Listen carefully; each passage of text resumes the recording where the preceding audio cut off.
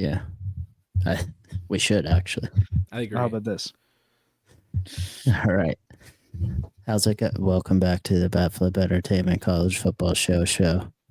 I'm your host, Hank, and I'm back. It's been a month. Right? Month? Sure. 3 weeks, close enough. 3 weeks, a month, 4 weeks, whatever. It's got a little Hawaii sunburn. And hat. No. There's not as much sun there as you thought. It's a lot of rain. No. But there are a lot of Rainbow Warrior fans. And I understand why they're called the Rainbow Warriors now, because there's a rainbow every day. Shocking. Who would have thought? Does. But welcome back. Me. I'm going to welcome myself back. And Cooper and Adam. How are you guys doing? We're also here. I'm good. We had fun while you were gone. Did you? What did you guys talk about? Well, first week I did a solo show. The other guys didn't show up. Talked for an hour by myself. Awesome. Then, I bet that's probably the best one we've put out, to be honest. You know what's funny? It is, I think, over the last couple weeks, the highest viewed one. Cooper can ramble. My man can ramble. Mm-hmm. Yes, he can. Yep. And then 2 weeks ago, guy behind the camera, Damian, Adam, and I did a show. That was a lot of fun. We took last week off for Thanksgiving. There you go. I'd like that. Did Cooper change his rankings at all? There were some changes, yeah. The only one that matters. Did you change the one that matters? Let's not get to what your rankings are yet, but have they changed since I left? No. Or is the 53-point win still not good enough? No, we had a different conversation about that. Talking about that, obviously, you almost losing to Penn State for Indiana. I mentioned that. Funny enough, while I was gone. Oh yeah, it was funny that it happened the week that no one was here, and I was the only one here. Oh, so you just got to give everyone your own. I got it. So I basically showed up and was like, "How ironic it is!" Gutsy win. That's what great teams do. I gave him credit like that. If you missed that catch, Hank, you need to go back and watch that. That was a hell of a catch. I saw that. I think that was on wedding day, actually. Oh. Like shortly before we were done. Or we started, I mean, before it commenced. Mm-hmm. But yeah, you're right, Adam. A gutsy win. That's what good teams do. Good teams win. Great teams cover the second half spread. You got it. With that being said, we have this the final top 12, I guess, or the second to final. It would be our second to final, technically. Do they do a second or like a final one and show you like who just missed out, or do they just pick the 12? Sunday. Yeah, so they don't really, whatever. All right, going into conference championship week. This is what we'll have. Number 1, Ohio State. 2, Indiana. 3, Georgia. Texas Tech. 4, Oregon. 5, Ole Miss. 6, A&M. 7, 8, Oklahoma. Bama. 9, Notre Dame's 10. Sorry, Adam. BYU 11. Miami 12. Sitting on the outside, I'm going to just go the first 3 there. It's Texas, Vandy, and Utah, who all have, I guess, some semblance of a shot. I don't think anyone else really does to get in unless they win the conference championship, which would be, is Duke's the only one that's kind of an oddball, right? If Duke wins, I'm pretty sure we'll get 2 group of 5 teams. 2 group 11-12. Yes. Explain. 5 top ranked conference champions. Duke, it would not be ranked above either JMU in the winner of the American. Interesting. So you think they'll put JMU in? Yeah. Yeah, if as long as they beat Troy, they'll be the 4th or 5th highest ranked conference champion. Oh, so I've been misunderstanding this system. What are you misunderstanding, Hank? The loophole. I misunderstood the loophole. That makes this that much better. No, it's a perfect I like system. this now. Perfect system. They should cut it back to 6. It's terrible. Look. If anything's going to come out of this year with how many good teams we have, they're setting up for 16. Get ready for 16 next year. It's coming. You still don't see the separation at the top to 16. I don't think you're going to see a competitive. You can say that, but look at the two teams that won it or got there last year. And top 4. Ohio State was only not in the top 4 because they lost to Michigan the last week of the year. Exactly. But they went in the top 4. If it was a 14 playoff, they wouldn't have gotten in. I'm telling you, the NIL has there's such a margin on good teams right now. I think the difference between 1 and 12 is not what it was 4 years ago. I don't think it is. I feel like either. anybody can beat anybody right now.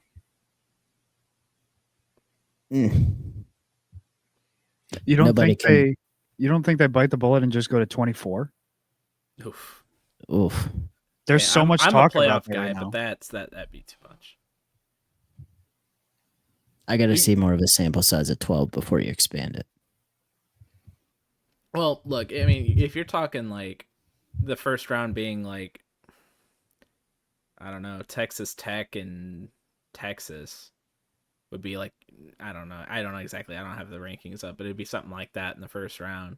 That's a hell of a lot different than like Texas Tech and Iowa or, whatever. So, I mean, that's too much. I only like 16 because it works as 12. You could have two rounds of home games, on campus games to start that. I don't think the bye has a benefit. It surely didn't last year. So, yeah, I mean, if you're going to do 12, you might as well do 16. Give us 2 rounds of home games and get rid of the bye. Just be done with it. I don't think they get rid of the bye. I don't think they get rid of the bye because the argument would still be we would like to have that week off. Even if you don't think that there is a benefit to that, I feel like coaches may still want that. And people would still think that there's a big enough benefit to keep the bye for those top end teams. Hey, buys in football feel so. It always felt lame in the NFL too. Just like I think a transfer portal will also play into that too. If you want to get rid of the buys, move everything up a week. You'd almost have to, wouldn't you? For the math. Yeah, maybe not. Maybe not because you'd have the same amount of rounds still. You just wouldn't have the buys. I don't know. I don't even know how we started talking about this. Because I forgot how the playoff worked. That's why. Well, hey, you got your lesson, so we're good to go. I think the more group of 5 teams in, the better. Let them get there, but get stomped. That people come back. I'm not complaining. You don't got the 12 best teams in there, but it'll be fun. You like to just see abuse, Hank? Is that what it is? No, I think it might help those group of 5 teams. Some of those conferences get influx of talent. You might see the Pac-12 technically is going to be back. That was a Power 5 conference, but you might see one of the conferences come back to life. You might see good kids start going to an off school, a Tulane, James Madison, something like that. What if a whole bunch of kids wanted to go down to UAB and win a national title? Don't get stabbed. What a school name that I just pulled out there, huh? Oh, I thought you intentionally did that. No. Of all the ones you could have picked, that was the hell of a one. Yeah. I know. On the topic of this week's rankings, obviously the thing everyone's arguing about right now is Notre Dame at the back end of it, who got jumped by Bama because Bama lost a 17-point lead to Auburn, and apparently that's good enough to jump somebody.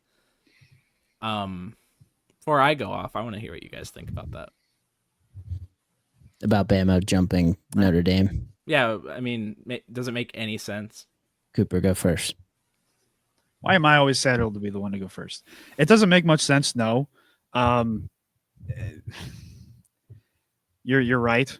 Like you barely eke out a win over Auburn, and like you said, dropping to back 17 and looking like you're struggling for most of the game. It is not great. Is it almost like and odd. As far as like the rankings and where they put Notre Dame, I know that you're freaking out, and a lot of other Notre Dame fans are freaking out, thinking that, you know, if BYU wins or loses and there's a movement there and Notre Dame and Miami are right next to each other in the rankings, that they put Miami above. I'm not convinced that they put Miami above Notre Dame. I'm not convinced of that. Because why, if they would have put Miami above Notre Dame in the rankings, why wouldn't they have done it this week? Oh, Miami don't just crushed Pittsburgh. You know, like they just destroyed them. Why did they not already put them ahead of them if they don't already believe that Miami's better than Notre Dame? Is a week where they don't play each other and there's no games, like all of a sudden is that going to swap them? That doesn't make any sense to me. Right. I guess the worry would be more. And look, if BYU wins, Notre Dame's out anyway because they'd fall to 11, and you gotta have the two conference champs, so they're out anyway. But the worry being, okay, let's assume BYU loses. They're heavy underdogs in that game. Would they drop BYU a spot for losing in a conference championship game? Now, I mean, did you have anything to touch on this, Hank, before I continue? Because I got a point to this. No, I mean, I can see either side of it. I mean, when you look at it, they both have what, 2 losses: Notre Dame, Miami, A&M. Mm-hmm. Alabama is arguably the worst loss there. Not arguably, it is the worst loss with Florida State. But their strength of record is better. I mean, they played a better strength of schedule. It's the only other argument you have. So their strength of record's better. It's just jumping them in this week. Like, I wouldn't have a problem. I actually predicted Notre Dame would be behind Alabama 2 weeks ago. I had a whole conversation with Damien. We were going on and on about it, but maybe it wasn't Damien. I don't know. But Cooper might have touched on it, but it doesn't matter because Bama's playing the SEC title game. Well, here's why it matters. So, and again, if this was 2 weeks ago and they put Notre Dame behind Alabama, I don't think I would have had an argument. I would have understood. If someone believes Alabama should be ahead of Notre Dame, that's fine. To do it in a week that they almost lost to Auburn and Notre Dame beat their also bad opponent, why? That doesn't make sense. But here's the theory to it, and I don't remember who tweeted this, but I saw some people. Credit to them. Credit to Mystery Man. But before they came out with the rankings last night, they pointed out that they thought that Alabama would jump Notre Dame. Reason being, they don't want to kick Alabama out in the SEC championship if BYU were to win. Does that make sense? Because if you flip-flop Notre Dame and Alabama would be the first team out if BYU wins. And they don't want Alabama to end up missing out on the playoff because they lost in the SEC title game. Because they've had this whole point about we're not going to kick teams out for losing in the conference championship game. Interesting. That is the only reason it makes any sense, because if anyone out there, if you think that win over Auburn was enough to jump them a spot in the rankings over, that's 5-win Auburn, you're special. But it doesn't make sense. That is the only thing that makes sense. Quite honestly, if the committee just came out and said that, I would have a lot more respect for them than going on to the program and saying, well, that 4th down conversion was really big, and that's why we moved them above Notre Dame, because that was the exact reasoning they gave. Just be honest. Just say, oh yeah, we lined it up this way because of this. That's all. Actually, be transparent. Don't gaslight us into this, oh, they had a good 4th down conversion against Auburn late in the game that they almost blew. Come on. I don't think it matters, and I'm not going to buy into I won't buy into the wanting to keep Alabama in if they lose thing yet. I don't think it's a bad theory, especially with SEC signing ESPN. It's not a conspiracy theory for SEC. I just think it's not even like Alabama being SEC. I think this would be the case if it was any other team in a conference championship game there too. Just so happens because they just have Alabama in it. They just have this emphasis on, hey, we don't want to kick out teams that are in conference championship games. But you're kicking BYU out too, in that sense. BYU's not in it. BYU's not in the top 12 right now? They would not be in it where they're ranked right now because you have the 2 conference champions at the end that you got to put in there. Yeah. Right. Which will end up being the American ACC or, the Duke mess, whatever. But either way, 11 and 12 are taken by conference champions right now that aren't ranked in the top 12. So that's why that cutoff line's 10, 11. So BYU right now wouldn't be in the playoffs. BYU has to win. I think you rank anything 8 to 11 probably anyway, and it's fair. Anywhere in there, Oklahoma, Alabama, Notre Dame, and BYU. I think they all have similar resumes as far as being ranked somewhere between 8 and 11. Yeah, I won't argue with anyone that has it any certain way. Like if you're someone who wants Miami above Notre Dame, I get it. But man, to just change it on a whim, like, I shouldn't say I get that, man. If we put a team in that lost 2 unranked games jeez. But I understand. I understand all that. It's not what it's about. It's just goofy. It's really goofy to do that on this team beat Auburn. This team beat Stanford. Both teams are 5-win teams. They both suck. Auburn's lost their 7 games by like 7. Is it all 1-score games? I believe every single one of them. I don't know if that's true or not. They it's have less than 10 games though. But I'm not saying Auburn probably wouldn't whoop the shit out of Stanford, but Notre Dame won that game by a lot too. That's not the beating Auburn is not a reason to move a team up in the standings. They wouldn't have done that any other time throughout the year. That's fair. I'm sure plenty of the other top 10 teams have beat Auburn. We can see what happened after they did that. I'm sure nothing. Yeah. Their biggest loss was 10-point loss to Georgia at home. Oklahoma by 7 in Norman. Texas A&M by 6 in College Station. Georgia at home by 10. Missouri in overtime, double overtime. Somehow dropped to Kentucky at home by 7. Vanderbilt in overtime. And then Bama by 7. Mm-hmm. Well, again, if that's your reasoning, that you just feel that Auburn's that much better of a team and that was deserving of moving up, the committee should say that. They didn't say that. They said that was an impressive 4th down conversion. That's a terrible reason to put that. That's great, guys. I do agree with that. Do I think Bama should be above Notre Dame? Probably. I will say this: coaches poll, AP poll, BCS poll, whatever poll you want to look at, Notre Dame's ahead of Alabama, and they're way ahead of Miami. I think something that you guys are missing is that it's growing patently obvious that deciding who makes it to a playoff based off of personal opinions is so stupid. I'm so over, I understand, college football has tried so many different methods that have not worked in so many different ways.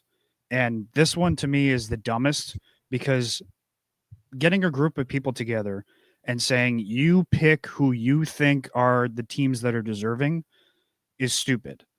Not having it decided on the field in some way, shape, or form is stupid, because I understand the part of obviously you take into account good wins, bad losses, ranking, overall stuff like that. I understand that is a big part of it, but also to me personally, and I said it on that solo show I did, the team you were week 1, you're a totally different team than you are now. So that to me is the argument of why I would have Notre Dame above Miami is Notre Dame, Miami, the teams they were those first couple weeks, they're totally different teams. Now, again, when it comes to personal opinion of who you're going to pick, it's hard to not take the head-to-head, understandably, which is, again, why this is stupid. It should just be decided on the field. It should not be, I think this team's better now, so I'm going to put them in, and I'm going to say they should be in. Because your opinion could be dead ass wrong, and we could put Miami and Notre Dame on the field tomorrow, and Miami could beat them by 17 or something. And this is why this is so frustrating, and why people are now willing to say, well, maybe we should try a 16 because we don't want to leave out these other teams like the Miami. And you can potentially do that forever. And we'll be sitting here and it's going to grow the next 40-team playoff. Yeah. And it's going to grow into a 24-team playoff. It might not be next year. That discussion. No matter where they cut it, we're going to have that discussion. Exactly. Because even when you get to 24, they're going to say, but that 25th team, we feel like, people are going to be like, they should be in. They've earned their spot. Yeah. Like at some point, this entire thing needs to change. There's so many things about college football right now. They're so screwed up. We'll get into the coaching thing later, but like the scheduling is so screwed up and it has reared its ugly head this week. The way we decide who makes it to the playoffs is so screwed up, and it is so frustrating that it is now like it's constantly a controversy every season as far as who gets in and who doesn't and where they're ranked. And no one, that's the thing, is like no matter what you decide as a committee, especially with this year, no one's going to the majority is never going to agree with you because it's so divided. You're going to have the Miami fans that are going to say it's BS. The SMU loss wasn't that bad, and we beat Notre Dame. It's a loud minority sometimes, though, too. You're right. People are noisy. It's the squeaky wheel, right? Like, but that's no matter what. Even if it is a loud minority, that's always going to be a problem when you're picking who gets in the playoffs off of personal opinion from a small group of people. A lot of which aren't sports people, by the way. Yeah. Just a lot of them just go in there trying to be subjective, I'm sure. But Condoleezza Rice. Yeah, Urban Meyer in the same boat. Do we want Skip Bayless in there and make him pick? Say like no. Well, a lot of the sports people are even worse. I was gonna say I even heard earlier this week Urban Meyer was doing an interview talking about like that Fox Noon group that they have their pre-show on. He was like, they should get rid of the committee because we're all football people and we can't even agree on who's the better team, and because it's all personal opinion and everyone's going to have different opinions. It's a very good point. Settle it on the field. BCS is right there. We need to go back to the BCS. Go back. Let a computer decide it. It was right 98% of the time. Well, but that's the problem is like you throw it on the computer and you say, well, the AI generated thing is going to just spit out a number that the computer decides. But then people are going to make that argument again of like, the computer's wrong. Actually, so-and-so is better than so-and-so. You just need, to me, you need to design a system. I was actively against the computer at the time. I'm just going to say, no matter what you do, I'm not getting paid for this, so I'm not going to give you the answer. But it needs to be decided on the field. Whatever new system that they will come up with, hopefully down the line, because it's not going to change anytime soon, unfortunately. I don't think this committee's leaving soon. It'll take years of bad faith to grow before they change it. The members change, but yeah. But if and when, hopefully, they go away from a committee or a computer or whatever, and they just go to playing on the field and letting the players actually decide who's deserving, they need to go in that direction, no matter what system it is. If it is 24 teams, so be it. But allow the players themselves who actually play in the goddamn teams decide who gets in and who doesn't. If anyone's curious right now, BCS rankings. Does someone still keep those? Oh yeah. Reddit, I can imagine, yeah. Reddit is on it, man. Reddit's a wild place. The college football Reddit Twitter account does them. Ohio State, Indiana, Georgia. So the default 3. It does change. Oregon 4, Ole Miss 5, Texas Tech's at 6 instead of 3 or 4. A&M 7, Oklahoma is 8, Notre Dame is 9, Alabama is 10, BYU is 11, Vanderbilt would be 12. Interesting. Miami would be down at 13. Searching through, North Texas would be the first group of 5 team at 19. 20 would be 20 would be JMU, and 21 would be Tulane, and Navy would be 23rd. I also agree with all of that. That's how those group of 5s should be ranked. Yeah. I mean, literally, as this list as a whole, the only thing I would really disagree with might be Tech.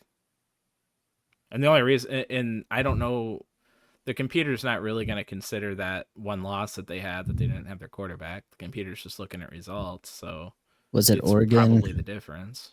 Did you say it was Oregon, Ole Miss, and Tech, or was it Ole Miss, Oregon, then Tech? Oregon, Ole Miss, Tech. Okay. I mean, I think you can rank those three however you want. BCS computer also doesn't consider that Ole Miss does not have their head coach. Good point.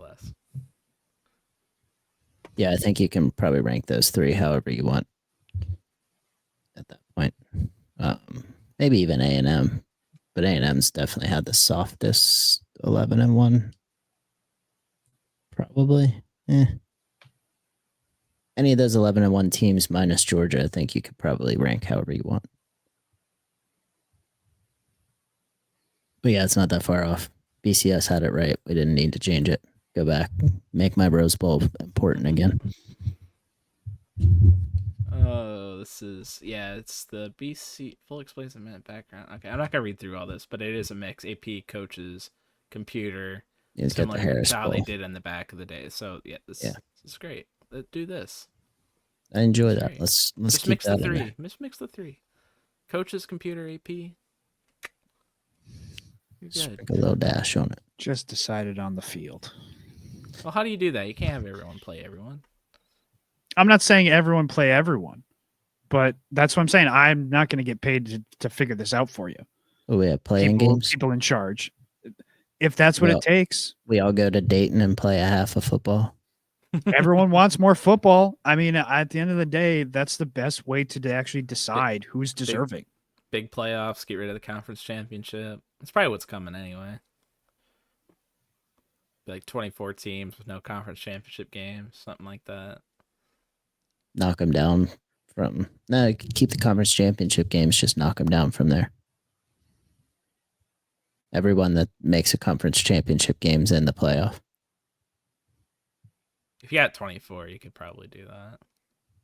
I still hate it. I don't like the automatic qualifiers. The problem with the big version of the playoffs right now is the Big Ten and SEC sitting there arguing that they should have the SEC should have 7 guaranteed spots and the Big Ten should have 7 guaranteed spots. And it's like, and then we're just going to be arguing over the at-large teams again, because there's going to be all these teams you're going to have teams that are ranked way up there that are sitting there battling to get the 16th spot because there's all these automatic qualify. And I don't think that's really, that's right. I mean, look at the Big Ten right now. Their fourth best team's USC. USC's not that more impressive over any of the other teams in the Big 12, like the 2 or 3 in the Big 12. I mean, ACC doesn't really count as a power conference right now. But the only conference that would have a claim to that this year would be the SEC. They would have 1, 2, 3, 4, 5, 6, 7. They would have they have 7 teams in the top 24. They have 7 teams in the top 14. Yeah. But I mean, of course, these conferences are going to try to politic their way, try to politic these teams, and try to make them the playoffs because they want more of their guys in the playoffs. But also at the same time, like, everyone's doing that. Fucking Steve Sarkisian's out there politicking and throwing out stats about how that Texas should be in the playoffs because he's forced to. He has to go out there. He'd make a bad point. I know, but like anybody who's on that bubble who isn't guaranteed has to sit there and politic their way to the committee and try to convince them that they should make it, which is, again, so stupid.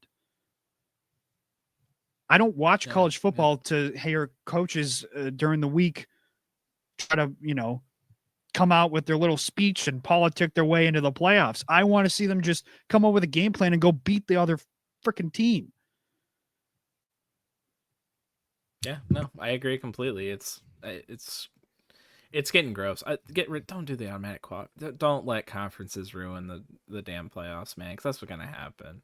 You're going to give these teams guarantee, and there's going to be years where like the Big Ten's down, and we're going to be sitting here talking about like Minnesota getting no offense, but we're talking about like a 8-win Minnesota some year getting a bid from the Big Ten into the conference championship into the playoffs, and they're going to be playing like Georgia or something. If that's the case, I don't care. Keep the committee around. Keep it all the same. On this topic, so let's play before we move on. Let's play through the scenarios this weekend. Let's say I don't think the SEC title game is going to matter too much because I don't think Bama is going to fall no matter what. Yeah. I do, but do you think? Because I think it's dramatics. I think that's why they put them above Notre Dame, because it gave a talking point, right? It's going to piss someone off, but it really, in all intents and purposes, doesn't matter, because if they were ranked 10th and they lost, they weren't going to go in. But if Notre Dame's not playing and they beat Georgia, Bama's going to jump them anyway. And you don't there's no real argument to say, well, you can't put Bama up above Notre Dame when they beat Georgia twice. I don't think that.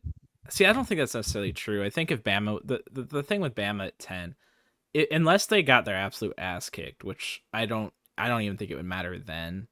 It's kind of like the SMU thing last year, where we were sitting there doing the whole about, but SMU was in the championship and it got all weird, or something like that. There's some weird block. I can't remember quite what happened, but you were doing this. They had divisions still, I think, in the ACC.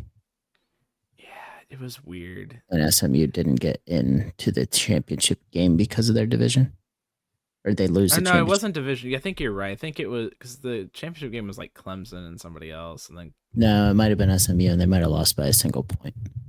We're losing our minds, man. Where's our stats department? Where's the stats department? He's called up in a blanket. They're making a point to not let these conference championship games determine whether or not you make the playoffs. You can win your way in, but you're not going to lose your way out, is how it feels. Yeah. I don't think Alabama at 10 would have lost their way out. I just think it's BYU. If BYU wins, then they would have to jump them, and they don't want to do that. They would rather them jump Notre Dame, who's not playing in a conference championship game. But my scenario, I guess what I'm wondering, okay, let's say this is the most likely scenario that we're facing coming Sunday, is that let's just say Georgia wins, they beat Alabama. Okay. Let's say Texas Tech beats BYU by 2 touchdowns, most likely outcome. Are you going to end up in this scenario where Miami jumps BYU, and then we're talking about Notre Dame Miami? Or are they going to keep BYU where they're at to hold that standard of, oh, we're not going to drop teams that lose in conference championship games?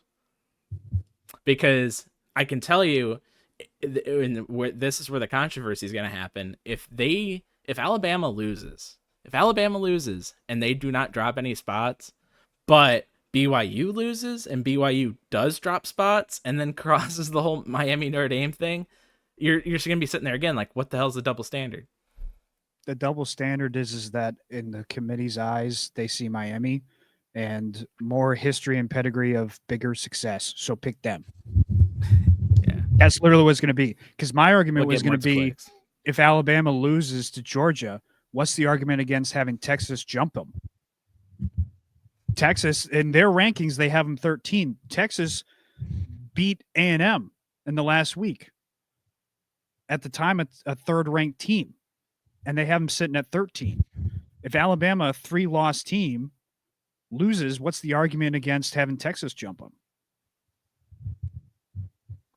This is where it gets all screwed up. And then, again, that whole thing of like, okay, you stick Miami and Notre Dame next to each other in the rankings. You stick them next to each other in the rankings. Everyone's going to say head-to-head, head-to-head. Mm-hmm. But like we just talked about, if you thought Miami was already better than Notre Dame, why didn't you rank them ahead this week? This would have been the week why? To do it. Yeah. Yes. So then they're not going to do it. They're going to stick Miami behind Notre Dame in the rankings, and people are going to go, but they beat them in the regular season. Does the regular season not matter? Argument's interesting because this whole thing's gonna. It could very easily come down to. Now I'll say this: BYU loses, BYU shouldn't move. You better hold that damn standard if that's what you're gonna do with Alabama. If you're not gonna drop Alabama for losing behind Notre Dame, sitting behind them, or Miami, whoever's behind them. You're not going to drop them. Don't drop BYU. Keep the damn standard. Both of those are perfect examples of reasons not to drop them too. Because if BYU loses, it's only their second loss, and they're both to Texas Tech. They haven't. That means they have not done anything different all year, and they're ranked 11 right now. They should be ranked 11 if they lose to Texas Tech again. Exactly. If Bama loses to Georgia, that's a great point. If Bama loses to Georgia, then that's just a season split. There's that's not like they're going and losing to Texas or Vanderbilt or some new school that's below them. It's splitting a season series against the same team. So it doesn't mean they're any better or worse than a team that is behind them now. Stats department did chime in that it was Clemson over SMU in the ACC championship, and they kept SMU in because they did not want to kick them out for losing conference championship game last year. Yeah, and that's what I thought happened. I couldn't quite remember. I don't remember who else was. They kept Bama an option. They kept Bama out. Yeah. So what's funny is that if they keep that standard, then both of those teams, say BYU and Alabama, both lose. They should just be locked in the current positions that they're at, like Hank says. If that's the case, obviously BYU is not going to play for a loss. They're going to be like, obviously they're going to try to win so they can get in.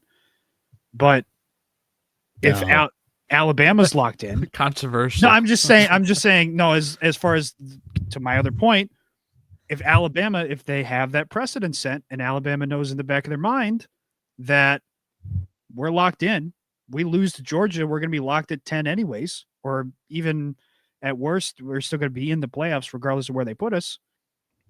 Why even play hard for the SEC championship? If the goal is the national championship, take plays out of the playbook, put in kind of a light, not play for a loss, but also not show everybody, not show Georgia your hand, not show everybody your hand kind of thing. Well, maybe rest guys, take a step back kind of thing. Well, that's the thing too, is the committee won't just show their hand on this either. They won't just say like, oh yeah, we're not in the business of penalizing teams who lose in the thing. But this is just what they've done. Yeah. We're just going off of what they've done. They're never going to say that because, if we got to manipulate something, we don't want to make that the. Yeah, it's just let's twist this again. So we've been talking about the committee. Once the committee doesn't want to penalize teams that lose a conference championship game, do you guys think they should be penalized? No, if you want them to matter. Well, the thing is not if unless you want they're them to matter. Sorry, Cooper. Not unless they get their ass kicked. Like that's if Alabama goes out there and lost by 4 touchdowns or something, and Alabama played Eastern Illinois 2 weeks ago. May I remind you? Maybe I give them a little more of a benefit of the doubt if they played a full season. Yeah, unless you get absolutely killed, then. Dude, it's funny. It's funny you say that. That's only going to continue more, if because that's the other argument about people saying the argument for Texas. Having, those 3 losses, but then being held out and they have all these other top end ranked wins. That's only going to get amplified because now the precedent is set that wins matter more. So teams are going to schedule easier games and you're going to see more teams play Rhode Island, Citadel, all those teams later in the season. Winning is the name of the game. We're not going to give teams the benefit of the doubt because they went and lost to Ohio State by 7 on the road. Yeah, but I'd rather see those games. I'd rather see a Texas and Ohio State week 1 than be stuck seeing Texas play Citadel. You should, but they're proving right that. So the softer schedules help you to a certain extent, right? Like BYU's 11-1 with their only loss to the number 4 team in the country, and they're ranked below 3 10-2 teams. Yeah, BYU's problem right now is their strength of schedule hasn't been that difficult. If they're 10-2 with a loss to Texas Tech and a loss to Texas, then they may be ranked ahead of Alabama. Yeah, but again, it's that whole. But that I think part of it is the bias against other conferences versus the SEC and Big Ten. for sure. Part of it is. Yeah. So that's why it's more so.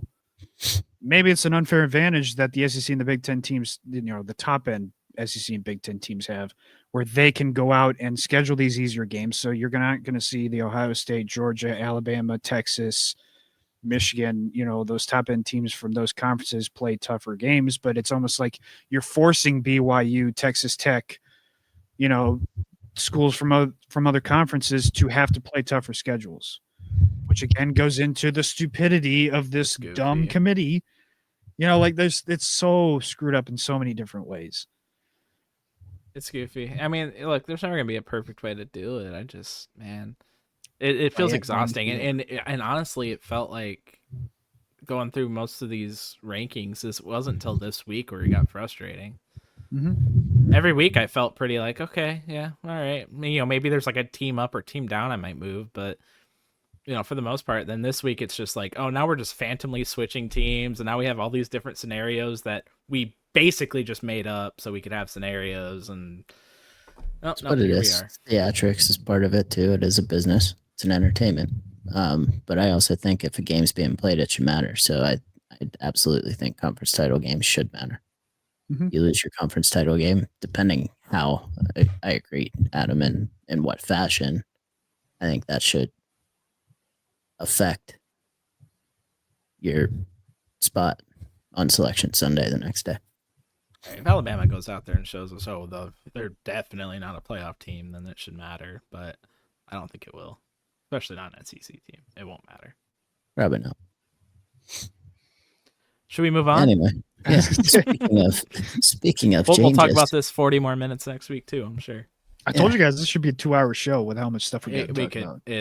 I have like 8 other things in my head still. It's just not. Mm-hmm. Speaking of changes, we've had quite a few in the coaching world. How many we got now? We're up to a lot. 24, it looks like. 24 schools have called it quits with their current spouse, and it looks like 16 of them have found new ones. So top of this list are biggest names you got. Kiffin out at Ole Miss going to LSU. Franklin out at Penn State going to Virginia Tech. We went over Gundy going out of Oklahoma State. Florida, Napier's out. Summerall in. And Galesh went to Auburn. As far as the big names and moves, those are the big ones there.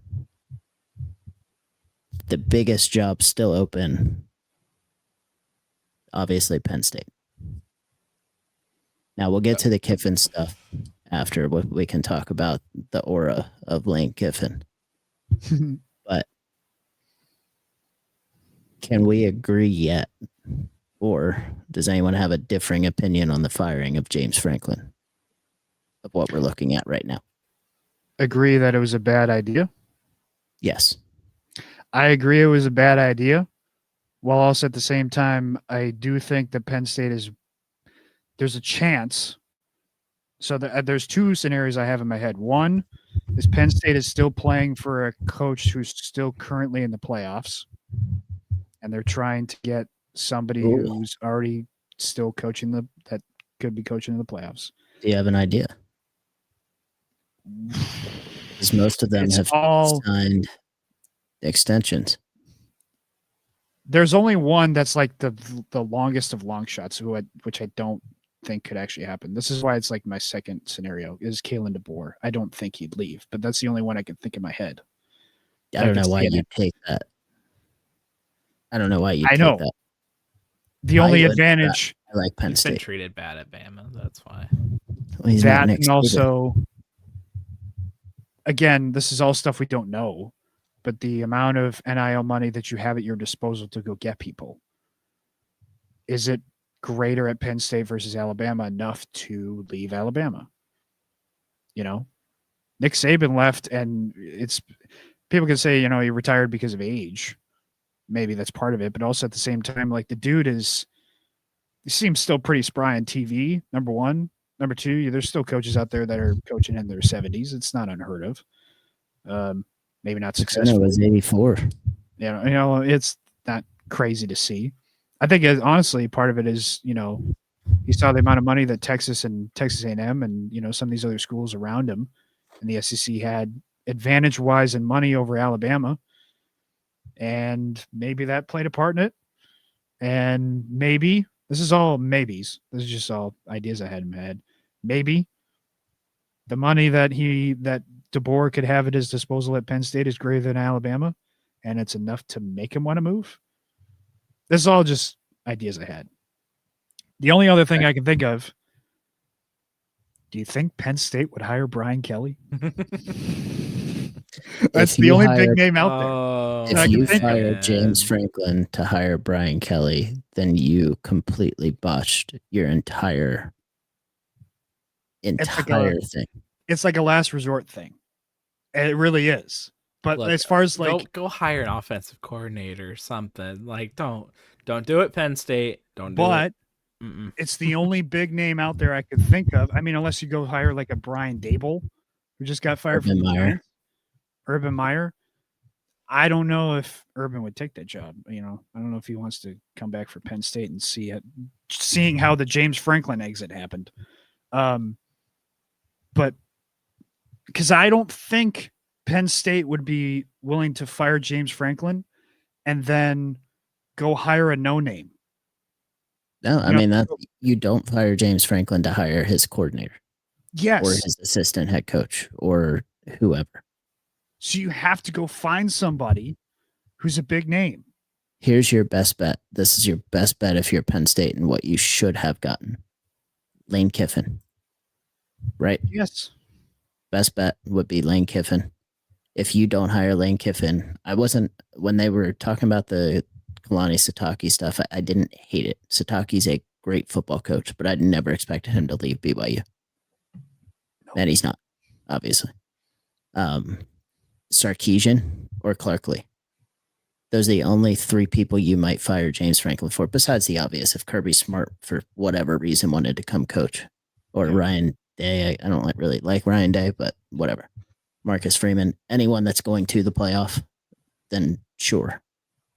But when you look at the names that have been hired, I don't think you fire James Franklin for anyone on this list besides Lane Kiffin. Yeah. And Lane Kiffin's really not even that. He isn't done any more or less than James Franklin has in his career. No. Lane Kiffin's just polarizing. I mean, that's just the headline mover. You're not wrong with Dable. I mean, Big Ben just said that Tomlin should probably go to Penn State. I don't hate that. Do you get an NFL guy? Is there an NFL guy? Does John Gruden want to coach? Like, where He's are you going from this? Where are you going from this? Like, yeah.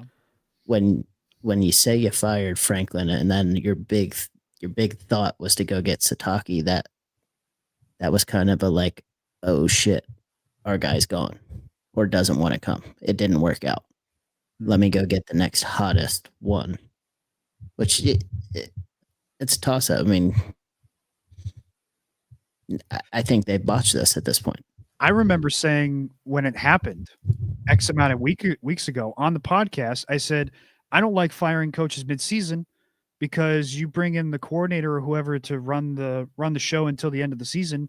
He does well or something, and then they decide to go with him. Now, it's not that scenario, but it's more so like you said, you botched this so bad. Do they botch it so bad that Brian Kelly won't come, Urban Meyer won't come, Dable won't come, any of these other coordinators won't come, and they end up hiring a coordinator to take the team for the foreseeable future permanently? I would rather have Terry Smith in that spot than Brian Kelly going to Penn State. Really? Now, the players were already walking across the field with their signs up, hire Terry Smith. Obviously, they're going to like the coaches that have been there for their entire career. Yeah. No kidding. They want to keep those people. But no, Brian Kelly needs to go back to Group of 5 football. Or he does, yeah. Purdue. He might be likable again if that happens. Or Purdue. Something. Is there a spot for him? I just don't feel like it's gonna happen. I don't know what. I don't feel like the man's ego is gonna let him actually, like. You've got what's open right now go to a is small school. Penn State, UAB, Cal, UConn, Coastal, Tulane, Memphis, and James Madison. Your best job available outside of Penn State, if you don't take that, is probably Tulane. Keeps him in the South. Sure. JMU, Tulane. Yeah. The thing is I just don't see him doing that. Mm-hmm. I don't see him doing that. And I have a bad feeling that, like you said, Penn State botched this so bad that they'll just settle on Brian Kelly. I'd much rather be a Dable or Mike Tomlin over Brian Kelly. I don't see Mike Tomlin as a college head coach, but I mean, I don't hate the idea. I didn't hate the idea of like BK going to Michigan State just because the history he had in Michigan, coaching at Grand Valley. Then he was down at Notre Dame. He's just always kind of been in the area, Cincinnati, Central Michigan. Well, it's now Pat Fitzgerald's playground. Yeah, which is a interesting hire to say the least. I like it though. I think it's a good fit. Mm-hmm. And I actually I think I just saw that Kansas State's coach retired or is stepping down. So that's Colin Klein is the favorite to land that job, but that is technically open.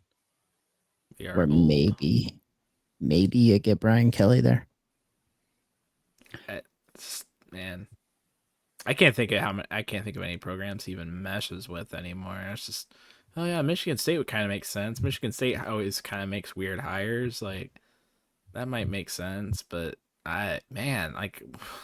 it might be one of those things where this sits for a year or two, and then he takes a job. If it maybe just even a year, and then one of these schools comes open and the dust is kind of settled, and people are going to be all pissed off because Brian Kelly got hired to their school, or as pissed off maybe, but that's kind of what it feels like it's going. Because I just don't think there's any openings that he would do. Now, maybe once he always kind of flirted with the NFL a little bit. Maybe that's what he does. No, I don't see him doing he'd be that. better at it. I'll tell you that, because he has no interest in recruiting.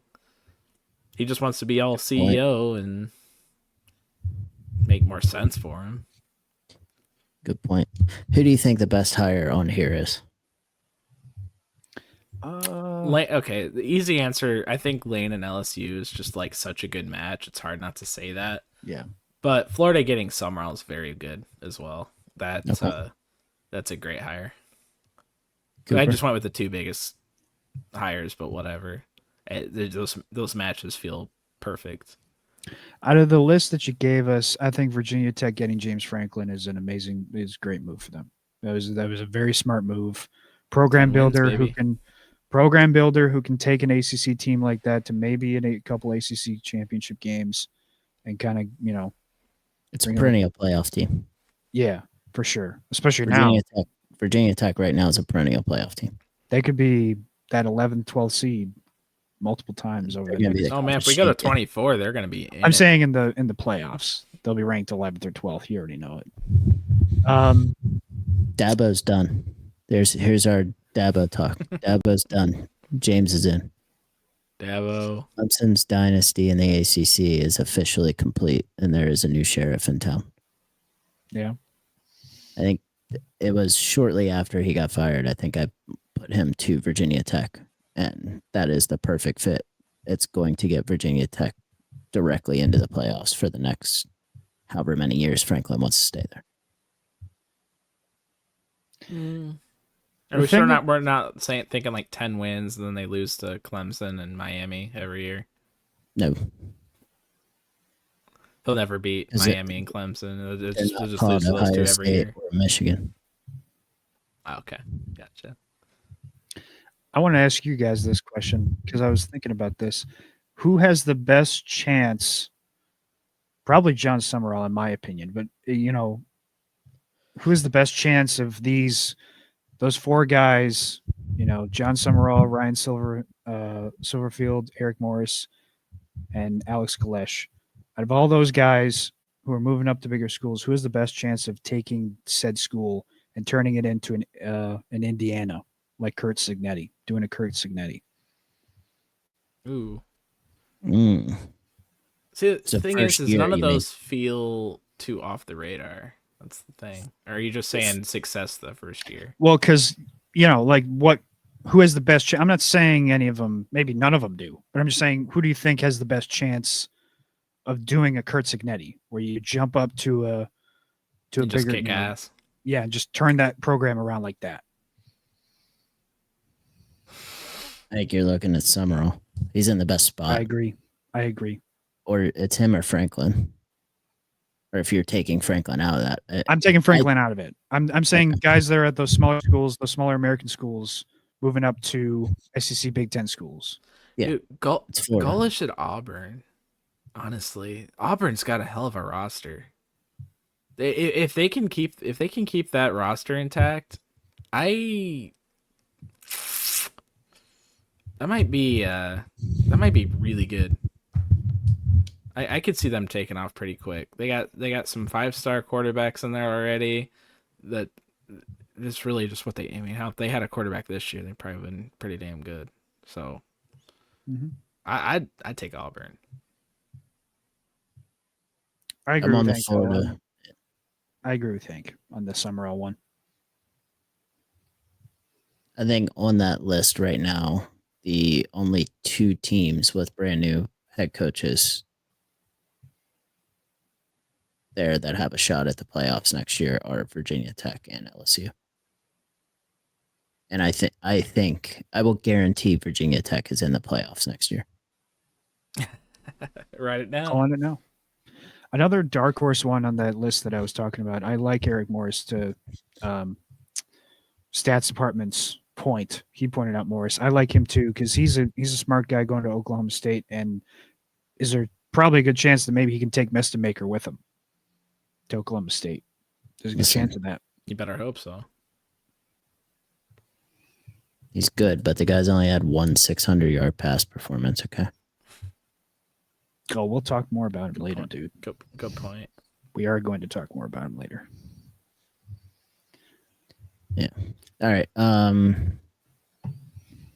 want to know what you guys think of the Lane Kiffin hire too. We haven't really gone in depth to it. Obviously, it's good for LSU, but I guess what's your thoughts on Kiffin's side, Cooper? If you want to go, I've got a rant.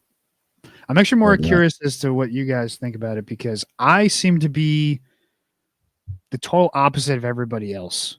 Because like if you go to any like ESPN, Fox, anybody who's like a talking head talking about this right now, everyone's bashing Lane. I'm on the total opposite side of this. Number one, this goes back to our conversation we had earlier about how screwed up the schedule was. This is what I was alluding to. The schedule is so freaking screwed up in college football that it is forcing coaches. We talked about this weeks ago, where it's like you got to get your ducks in order so much earlier. And this was a thing that we could see happening, where a coach going on somewhat of a run, we didn't think it would maybe be a playoff team that could maybe win the national championship, but like a coach that's on a pretty good team, having to leave that team kind of being forced out early, and whether you take him at his word or not by his own accord. And at the same time, now it's like this weird, odd spot. I don't blame Lane at all. I blame partially the scheduling because he has to, like, it's almost like I have to make this decision earlier. I have to make this decision now. I waited as long as I could. I thought about it for God knows how many weeks because I didn't know what to do. Am I going to be the bad guy and pick LSU, or am I going to, stick with this team I made? But this opportunity at LSU is so much better for the future because I'll have more money at my disposal. There's the question we have. Is it better? I think if you compare the job opportunity of Ole Miss and LSU, to me, LSU is a better job than an Ole Miss job. LSU better job because of resources, because of raising pedigree, Cane's money. raising Cane's money. Like, everything top to bottom. To me, like, what was Ole Miss before Lane, and what do you really think they're going to be after him? It wasn't much before him. I mean, they had to cheat to get their top 5 recruiting class. Yes. They haven't been like god awful, but obviously this is their best year in program history, according to them. Mm-hmm. Who's to say that Lane Kiffin doesn't stay there and just build a powerhouse that beats LSU every year? Maybe. But when he's got other people in his ear telling him, like, hey, your dad would want you to take this opportunity, according to him. Different. Yeah, if we're in the theatrics of the spiritualness and everything of the changing there, but if you're looking at it from straight, if you're looking at it from just what I hate everyone saying this team has more NIL money than this team, because I don't think anyone fucking knows who has what. Well, we don't, but you don't think that they're talking and telling, like, hey, if you come here, this is how much you're going to have to offer kids compared to what you already know you have to offer over at Ole Miss. Well, as the stats department's pointing out here, a lot of it has to do with the same reason that Brian Kelly left Notre Dame for LSU. All your recruits are in state. Everything is right there. I cannot imagine that LSU just doesn't have the most NIL money. They got the biggest NIL money. But I'm with you. To me, it was kind of a no-brainer. I just almost wonder if it's like, man, does this almost like tell you what Lane thought about Ole Miss actually winning an Natty this year? Like, if they had like a legitimate shot, like he felt like, oh yeah, this team could win it, he would have stayed. 100%. If he felt like that team was going to win it, he would have stayed. Yeah. I mean, you look at it, it's also just the way that he is, though, too. Like the last few years, calling out the fan bases for not showing up to certain games or this or that. Like, he's always got to push these buttons. That's just the Lane Kiffin way. I love it. I think he's awesome. But I like the stats department's point there. It depends recruiting, blah blah blah. I'm tired of everyone saying the NIL. Well, you have more money here. No one knows who has what money. Nobody knows that. Have you bought a box combo lately? I haven't, but they got money, dog. Who's saying Ole Miss doesn't have money? Ole Miss was at the forefront of this NIL stuff. They were setting up funds, this and that. They were setting up funds before NIL was NIL. So was everyone else. I'm sure they're competitive, but the attractiveness. Competitive. They just randomly bought the number 1 recruiting class the one year with, what was that guy? Robert and Kimdichi. Wow. The stats department's point also. What a pull, huh? Stats department should just come up here at this point. He's giving us a bunch of good stuff. NIL is different. Yeah, you can. I can be the voice in the background that no one sees. Oh, is that God? Is that I am God. This is who told Lane Kiffin to go. Yeah, I am God. Your father would want you to do this. There's NIL's a lot different now than NIL has been before. What you're talking about with Ole Miss. There's now the new rules of the clearinghouse, where any deal over $600 has to be approved through the clearinghouse starting this year. LSU is a much bigger brand than Ole Miss to sell NIL deals. LSU has they have a company that sells NIL deals for them around the stadium and around through all of athletics. I think that's why Livy Dunn was one of the biggest NIL. I could think of other ways she was. Earners in there. The baseball team is consistently at the top of NIL in baseball athletics as well. And you're saying you don't know what the NIL deals were? LSU offered him $30 million on top of the revenue share money, which is about $15 million just for football athletics. Ole Miss was not able to achieve that. If it was, he would have went. He would have stayed at Ole Miss, because that was one thing he highlighted directly in his press conference, that the contracts for coaches were the same, for his pay was the same, but NIL money was not the same for the 4 different places. that he was actually considering, because Florida State was also a job he was considering. So there's also, if you depends who you talk to on that one too, though, right? Ole Miss AD is coming back and saying everything he said is not necessarily true. Well, he hasn't refuted NIL. What he hasn't said is what wasn't true necessarily.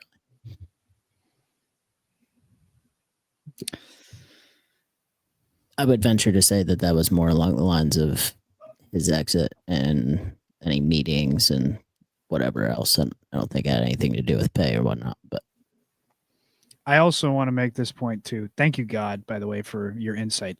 I also want to make this point also, because I feel like, obviously, I mean, if you want to talk about 5 of like the most messiest leaves from said school, like departures from their jobs, Lane Kiffin gets all 5 slots. But to me, this one, as far as and maybe I'm totally lone on this, is it that bad of a thing to allow Lane to continuously coach Ole Miss and finish out the year? Because all these other guys who are getting hired at other jobs, Summerall is going to get to finish out the year at Tulane. I assume Morris is probably going to get to do the same at North Texas. Those guys are technically making playoff runs. If they win their conference championship game, they are going to get into the playoffs. And the argument also of, well, he's going to stay these last couple weeks and try to convince all these kids to come with them to LSU. Ole Miss can't allow that. Dude, if he already had these kids, do it anyway. If these kids were going to follow him to LSU, he's already got them. Like, it doesn't, these last couple weeks, all of a sudden, are Ole Miss people going to convince these kids to stay? Or if he stayed and kept coaching, is he all of a sudden can convince a couple of, all these kids of following him at LSU? These kids they went to Ole Miss to be coached by Lane. So there's already going to be a bunch of guys that are probably like the James Franklin kids following him to Virginia Tech. The same thing's going to happen regardless of whether you let him coach or not. So if you're so concerned about that, like, I'm sorry, it's to me, it's not a fair argument. You're being butthurt and you're being a baby to me by saying, no, we don't even want you in the meetings anymore. We don't want you here. Just leave, go to Baton Rouge and get out of here. We'll let somebody else coach and finish out, somebody who's still committed to us. Like, I get it to some degree about being butthurt, but at that point, like, you're handcuffing your team, and to me, you have robbed this team of any chance of now winning a national championship. It's kind of funny. It puts me back to Brian Kelly's exit at Notre Dame, which was another messy one. Man, I don't think Notre Dame was in a situation where they were sitting 5th in the 4-team playoff era, and they were waiting to see what was going to happen that weekend to potentially get a spot in the playoff. And in the midst of all that is when Brian Kelly took the job at LSU. News broke while he was at a recruit's house, by the way. Fun nugget. But it puts me back into that area where I'm just like, if Notre Dame like literally like ended up making that Final Four, like, would I have wanted Brian Kelly to finish that season out? Probably not. We were pissed. I understand that, yeah, but I'm talking. Sometimes it just doesn't mesh, I guess. Like, I don't know. To me, I view it more not personal. I view it as a business move. Like, Lane Kiffin leaving Ole Miss to me is a business move. It's not like I personally don't like Ole Miss. Like, I'm like, it's a personal shot at you or like nothing like that. Fair. That's how I view it. That's what Brian Kelly was kind of doing too. Yeah, that is true. Brian Kelly was kind of like giving us the finger on the way out, but to me, Lane left in a very like, I didn't want to leave like this. Again, whether that's genuine or not, the feeling is that he left like, I didn't want to leave. I wanted to stay. I wanted to finish the season. I'm taking this other job because I feel like it's just a better opportunity for me, and it's not personal. And I really wish I could stay, but they're not letting me. Yeah, it's true. They did allow old Charlie Weiss Jr. to stay, though. He's going to LSU. They're going to let him coach out. Well, how could you let him go? Who's to say that he won't be Lane Kiffin's voice for him in the locker room now. Yeah, it just you're right. The reasoning doesn't make sense. Doesn't make sense. Yeah. Now, if you just felt like it wasn't gonna mesh chemistry wise, there's too much tension. Fine, but don't say it's because we don't want our players poached. Like, dude, your players are gonna get poached. Yeah. Trinidad Shambliss probably gonna be playing at LSU next season. So, I don't know. Isn't he a senior? Is he one of the ones? Is he suing? He's a JUCO guy. Oh, that's right. Stats department, yes, but JUCO. So undecided yet. I think he's still good. I think he's one of the ones suing, like Pavia is, to basically say that JUCO he'll be at LSU next season. What's your thoughts on that, Hank? Though my point about him, he maybe should have stayed, and Ole Miss should have allowed him to finish out the year. I can see it both ways. I mean, I don't know. It depends. I think it depends on the roster construction. Also, you have a young roster. I probably don't want him to stay. If you have an older one, stay. I would say. I think it just depends on the maturity, I guess, of that roster. Mm-hmm. That's a fair point too. I can see it both ways. I mean, yes, as the employing party there as Ole Miss, I would not want someone that just decided we weren't good enough for them to stay. It's weird. But also, if it was kind of a mutual thing, like, hey, I understand we can't match something like that, but we've gone this far together, let's just finish it out, then sure. I can see it both ways. Okay. But I think you need to have a bit of a more mature roster to be able to have the staying portion of that work. So that's kind of the few things I would take into account there. Okay. It's for sure been quite the saga, though. I don't know that I've quite seen one like this where we're given announcements of when futures will be decided and all of this. We need like a coaching portal window after the season. They can just same time as the transfer portal or something, or do it before. You can and as do it before, then all your players can follow you in the next portal. It's funny you say that. Everyone else. Go ahead, Cooper. Sorry. I was just gonna say it's funny you say that. With all the drama of this and the mess that this has turned into, I wouldn't be surprised if that's a thing. I honestly like the coaches portal right before the players portal. I wouldn't be surprised. Fire coaches at any time, but you're not hiring one until the window happens. Yep. That window goes right before the transfer portal, which is still too early. They gotta move all that back anyway. Yeah.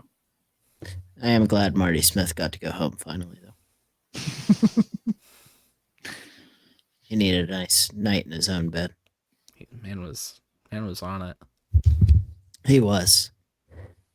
All right, that's enough coaching. Let's get to our Heisman finalists predictions, I suppose. You guys want to do? I think the Heisman's obvious right now, but if you guys want to give me your predictions of your, I guess, what do you want to do? 3 finalists? That's what they've been doing lately, right? We're not getting up to like 4 and 5. No, we can just do 3. I have there might be 5 this year. They can change it up. Give as many as you would want to invite. How about that? Because I wrote down more. Let's say they invite like 7 people. Invite who you want to invite. Who's your finalist? I have 3 predictions of who I think will be the finalists, and I have 3 of who I would pick as the finalists. Sure. I don't know if you did the same thing, but my 3, I think what they're going to do. Mendoza's one, obviously. I think San is the other one. I don't agree with it at all, but he will be invited. And that 3rd spot is tough, but I put Jeremiah Love. I think that there's a chance that he could be that 3rd guy. He's got great numbers this year, and maybe he could be that 3rd guy. Yeah, his steam really went out. He got hurt in like the first quarter of that game. Then all of a sudden, all the Heisman talk went away, and it's just like he got hurt. Why are we not? I'm not expecting him to win. It's just weird. All the steam went out of that so quick. Well, because I was looking at like the odds on FanDuel here. The FanDuel's got Diego Pavia second best odds over He Sam. skyrocketed, yeah. But I just don't know if I'd see them inviting him. Maybe they would. I think, yeah. I don't know. I don't see it. So I just threw Lev out there. That third spot is kind of odd because there's a lot of different names that you could say they could get the invite. They're not going to win, but they just, hey, thanks for showing up kind of thing. It's our own fantasy land. You have a fourth and fifth you'd invite. Yeah. And to me, I think that was a question. Oh, it was a question? Yeah. Do you have a fourth and a fifth? Oh, do I have a fourth and a fifth that I could see them inviting? No, just that your own personal opinion, yeah. Oh, I guess you invite. We're better than the Heisman voters, my man. Okay. Don't even worry about it. Well, I have 3 that I'd invite. For Mendoza's 1.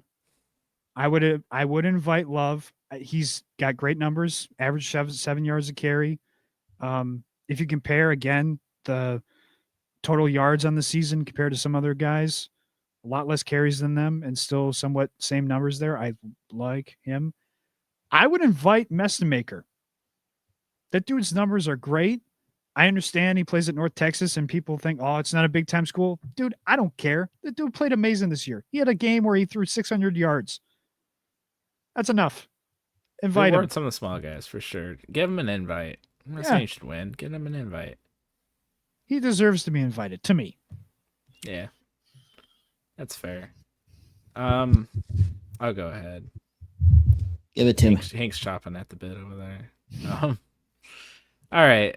What do we want to do here? You want who I want to invite first? I don't give a shit. I want who you invite. Who I would invite: Mendoza, Pavia, Jeremiah Love, Jacob Rodriguez. Those would be my 4 sitting on the stage. I don't need to say anything else, though. That would be my 4 sitting on the stage. And we all know who the winner is. Yeah, probably Mendoza. But who I would pick? I don't know.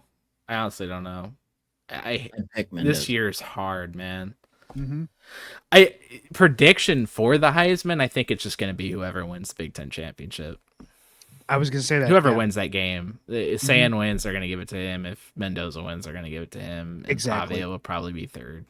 Yes, fair. I 100% agree. I don't like it, but it's just going to be another one of those quarterback years. Oh, here we go. Yeah.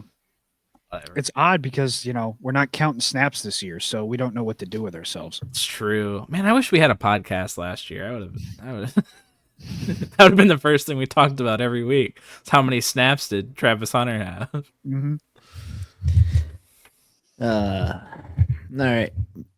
With that being said, our top 12. I always go first. Yeah, I was going to say, somebody else go first. Give me your first 4.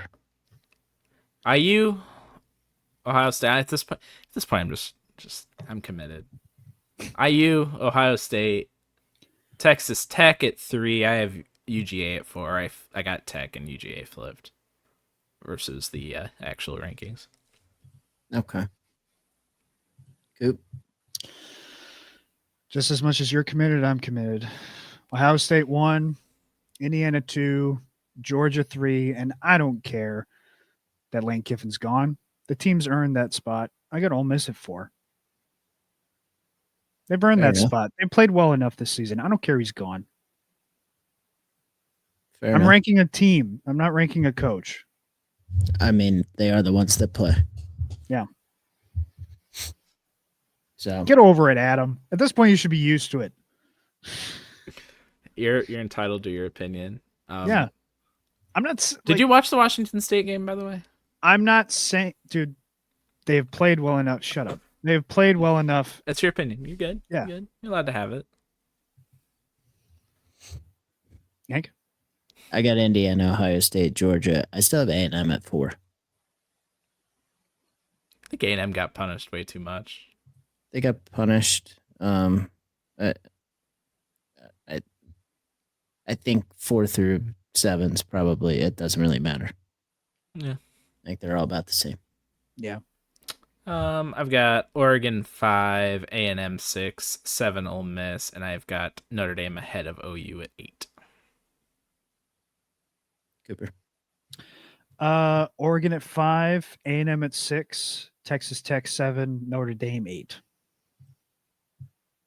I got Ole Miss at 5, Oregon at 6, Texas Tech at 7, and Bama at 8. I'm gonna ask That's a bit this high even question. for me. I'm gonna ask this question before you do the next 4. Did you watch the OU Bama game? Okay. Mm-hmm. All right. As long as you can. As long as you. How can, does it feel like? 9. I've got OU. I don't even want OU in my top 12. They have looked horrible, and this is coming from a guy who absolutely loves Mateer. OU looks horrible against LSU. They look like they didn't have an offense against LSU. If and going back to this committee talk, if we were holding everybody the same standard where we moved Utah down because Utah struggled, OU should have fell a spot this week because they looked horrible. But hey, we don't have that same standard. 9 OU, 10 Bama, 11 BYU, and I still have Utah up at 12. All right. 9, I have BYU. I guess I'm a bit higher than you on that. OU at 10. I got Alabama at 11. And I also have Utah at 12, right ahead of Miami. And I've been committed with my G5 schools, North Texas. I'm sticking with them still. Yeah, I did forget to give my North. So we got to give our little scenario here, though, Cooper. You hold on. We are going to do our predictions on these G5 games. Maybe we don't. Yeah, maybe we don't say who we got in the. Let's save it. Let's save it. Yeah, let's save it. Let's save. You're right. You're right. Hank. Notre Dame 9, BYU 10, Oklahoma 11, and Vandy at 12. And I feel like I might want Vandy above Oklahoma. Vandy at 11? I think Vanderbilt is criminally underrated. I have Vanderbilt 14. Yeah, I've got them 15. Can I make a counterpoint to your Vanderbilt? Every win that Vanderbilt has had this season, for the most part, like all these big wins, none of them are ranked anymore. Fair. Just pointing that out. Some of their big wins got a little, like when they got ranked up to like what were they at 9 at one point because of these wins, and then none of them ended up actually really being good at that point. LSU That's kind of what. Prebula got hurt, I think, in that game. So yeah. It's just kind of what soured my taste in Vandy. Now, 16-team playoff, I'll be excited as hell to see him in that. Mm-hmm. It would be a good year for a 16-team, just saying. Cooper got disgusted over me putting him at 12. He's like, I have him at 14. Like, you acted like that you were going to have him at 22. Well, maybe I overreacted. My bad. I don't have him ranked. I overreacted. I'm sorry. I was surprised by the Vandy, too, but I respect it. In my head, I'm like, I know they're not in technically because they will be that 12th team, but like in my head, I was thinking like 12th as in like the last team in. I was like, so to be clear, none of us have a team that lost to 2 unranked teams in the playoffs, correct? What's the name you're thinking? That's the Hurricanes, guys. Oh yeah. They lost to 2 unranked teams this season, and yeah. Okay. I don't actually. Just making sure that'd be pretty crazy. In the top 12. I got them. I got them at like. I got them at 13. And even when I think about it, I'm like, I kind of feel like Texas should almost have a claim to be above them at this point, but that's kind of where I slotted them in. I think they'd beat Texas. That's why. I don't even have Texas in my top 20. It's fair. They had a nice. They had a nice win. I said it. Sold me on Texas. I might put them in number 3 next week. I don't know. If you go back and listen to my solo show, I said it on my solo show before Texas even played Georgia and A&M. I said, you had your mulligans earlier in the season. If you lose to either Georgia or an A&M, you're not a playoff team to me. So they lost to Georgia. To me, they're not a playoff team. Damn. Run that back by me again. I said you lost 2 games earlier in the season. Those were your mulligans in my eyes. If you lose to either Georgia or A&M, to me, you're not in the playoffs. You had to win both those games to me to get into the playoffs. What about Florida? Okay. What about Florida? Did you have to beat Florida? I'm saying those were your mulligans. You lose those 2 games earlier, Gotcha. and if they were able to beat both, make up. Just saying, if they won out, then they would have been yes. fine. It's my thought What with Notre Cooper's Dame. saying is if you lose a game or two, if basically what he's saying is winning is good. Winning is good. And losing earlier is better. Well, no, I'm saying losing earlier is better than losing later. Right. That's the argument I had with Notre Dame. I pick up what you're putting down. Cool. God, I said Miami, and I'm just ramped up again, man. I'm gonna start ranting. We better move on. Yeah, we better get these. We better All get. right. We're running long on this one anyway. Let's get the let's preview. I mean, 2 unranked teams. Okay, sorry. Go ahead. Let's preview these conference title games. Sunbelt, Troy and James Madison, Friday night, 7 p.m. on ESPN. You better be there. James Madison's a 24-point favorite. Is anyone picking Troy? Spread. I was gonna say I could pick Troy to cover the 24, maybe. It's 23.5. Yeah, I was gonna say I got all mine on. No, JMU covers because Gerard Parker's a horrible coach. That's why he's in the Sun Belt Championship, huh? Let me keep my narrative. No one replaces Tommy Reese. Come on. Yeah, I mean, I think we have James Madison in that one. I think the most fun conference of the year, the American Championship, Friday night, 8 p.m. ABC, got North Texas and Tulane. For whatever reason, Tulane's still getting more respect than the 11-1 North Texas. North Texas is favored in this game, even being ranked below them by 2.5. Although this game is in New Orleans. So is Tulane. So I guess not they're a neutral hosting site. It. No, it's Houston. They're hosting it. Oh. They don't play neutral site for the American. North Texas wins and covers. They cover 2.5. Cooper. I 1000% agree. Give me North Texas to win and cover. This one's tough because I think I've said since the first time we talked about a group of 5, I think Tulane's been my pick. Basically since the beginning. I might have said Memphis the first time, and it's been Tulane since then. I don't know. We've all picked 5 different teams throughout the time we've been doing this. I think when it I've comes to the said American. Tulane Every most- week it was a new team, at least for me. Every week. It was USF at one point, then it was Memphis, then it was Tulane. Now for me, it's North Texas. I'd hate to turn my back on Tulane right now, but I do think North Texas is the better team. Damn right. Mm-hmm. So give me Tulane. There it is. Whatever. There it is. All right. And the big boys. Big 12, noon, Saturday. We're not picking BYU. Kennesaw State and Jack State. I was It saying, doesn't like, show up on my stuff. You guys I hit got the the line. tab that says all teams, not top 25. Kennesaw State, Jack State. Kennesaw's 2.5-point favorites. Sorry, we'll carry this, Hank. Who do you got, Jack State or Kennesaw State, Cooper? I'm sticking with Kennesaw State, actually. Oh, no. I think they can win and cover. No, Jack State's got this. Most fun team in the CUSA, Jack State. Who you got, Hank? Why don't you take that back? I said what I said. The most fun team. Fun team. In not Conference nerve-wracking USA. team. Say, All right, what the kind of second, fun? the second most. Fine. That'll help you sleep Thank at you. night. It might be the third. The Blue Hens.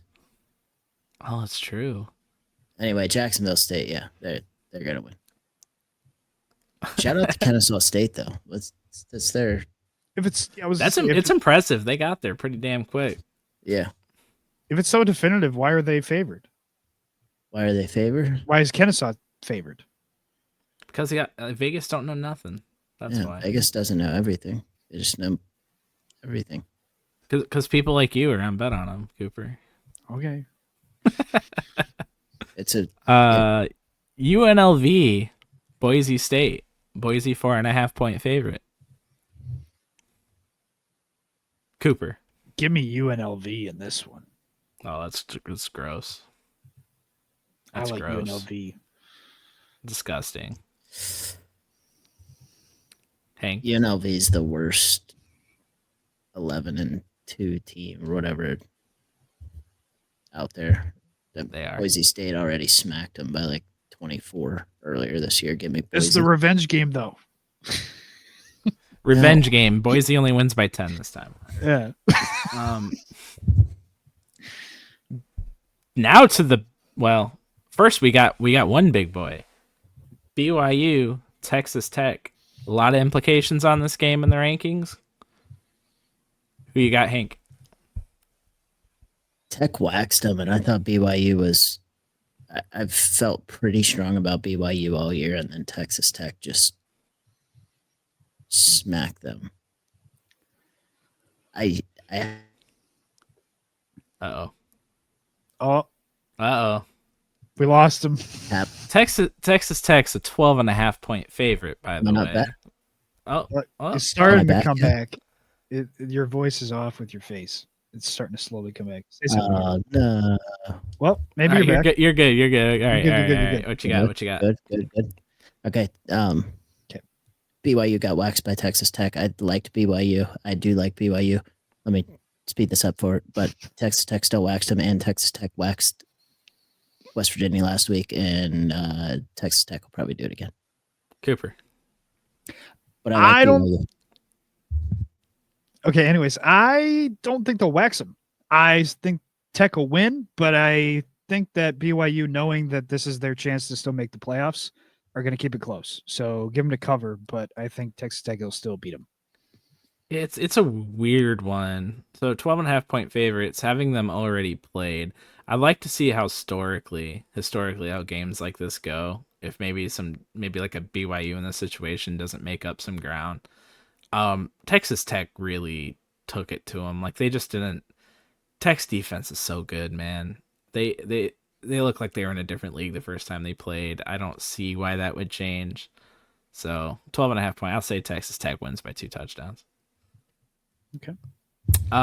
Miami, Ohio takes on Western Michigan. Western Michigan 2.5 point favorites. Cooper. Hank was talking earlier when we covered the MAC, like earlier this year, that he really liked Miami of Ohio. No, I liked Ohio. I thought Miami of Ohio was overrated. Oh, okay. Well, then I misheard you. It's one of those Ohio teams. Okay. I thought you said Miami of Ohio. He was thinking Miami. Oh, he was thinking of, yeah. Or Ohio University or Ohio State. It's something like, I don't know. It was Ohio University that I was more high on. Oh, okay. I was pretty sure. Well, fuck, that just destroys my point. My point was going to be, I'm taking Miami of Ohio to win and cover. Gross. I'll just say that. Since my point is destroyed, I'll just say that. It was Ohio because they beat West Virginia. That makes sense. Okay. They played Ohio State tough for 3 quarters. Hey, it's Who? true. Ohio. I almost did it. Oh, I almost did it. Not on the podcast. Hank, who we got in this game? I gotta stick with. I can't say that I thought Miami of Ohio was overrated and then pick them to win the title. Western Michigan gets revenge. Yeah, I got Western Michigan too. The original row the boat's back. Western Michigan's so back. Maybe row the damn boat. Maybe when PJ gets fired, he can come back. You never know. Just kidding. That would never happen. He's the best coach out there. UGA, Alabama. UGA is 2.5-point favorites. Hank.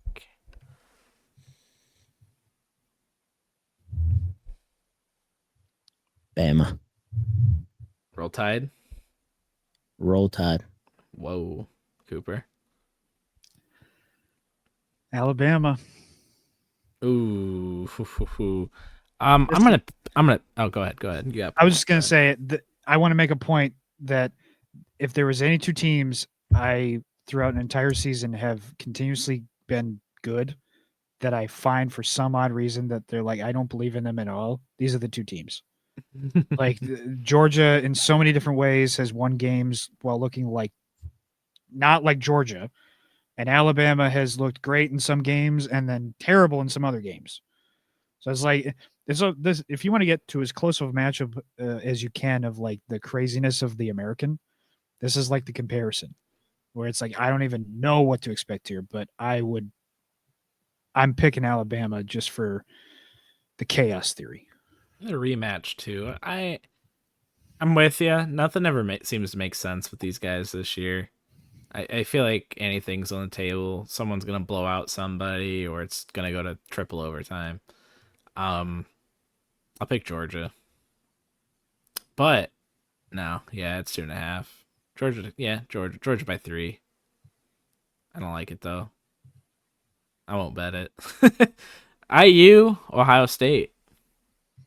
Ohio State is a 4-point favorite. I think we can assume who Cooper's going to pick, but I will ask anyway. Cooper, who you got? Ohio State. Hank.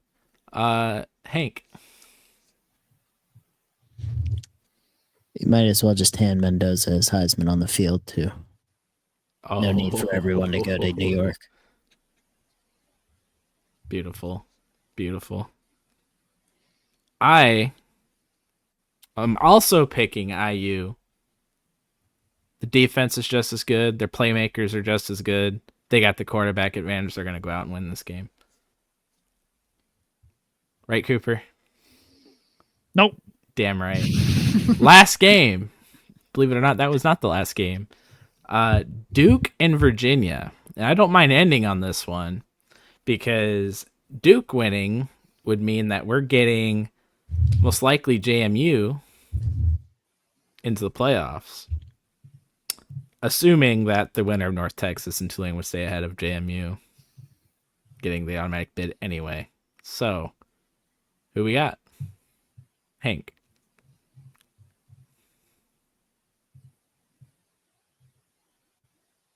Can't tell if he's frozen or thinking. Yeah, I think he's thinking. Because I'm thinking too. No, this might be frozen. I think he's frozen. Yeah. Oh no. Let's go back. We gotta hurry up. Oh my goodness. All right, he's back. We gotta hurry up. I don't know how Duke got here, but I hope to God Virginia wins. All right, you're picking Virginia. You got Cooper. Virginia. Let the chaos reign. Give me Duke to beat Virginia and just let this go completely crazy and get JMU into the college football playoff. Man, JMU might be better than Virginia to begin with. That's the funny part. Well, dude, Virginia almost lost earlier this year to like North Carolina too when they were at their worst. Yeah, they don't. I tell you what, I'm gonna pick Virginia. I kind of have a weird feeling about this one. I'm gonna pick Virginia in the spread. That one might just be a Vegas bet because I think a lot of money is gonna go in on Duke on this one. I do really like Duke's quarterback Mentz as well. He's another guy. If Duke would have won some more games this year, he might have been on that Heisman invite. But man, do we have a fun weekend of games? Mm-hmm. We certainly do.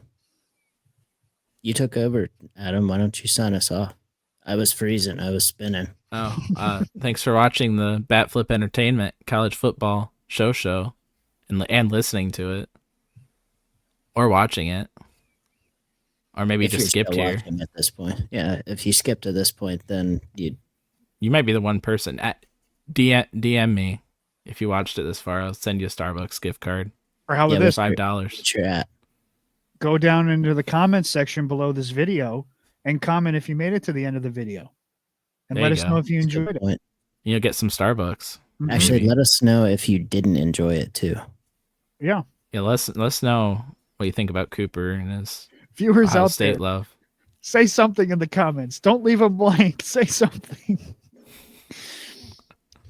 And Hey, this if you is don't like God Starbucks, that's on signing me. you off of the Hey. Entertainment College Football Show.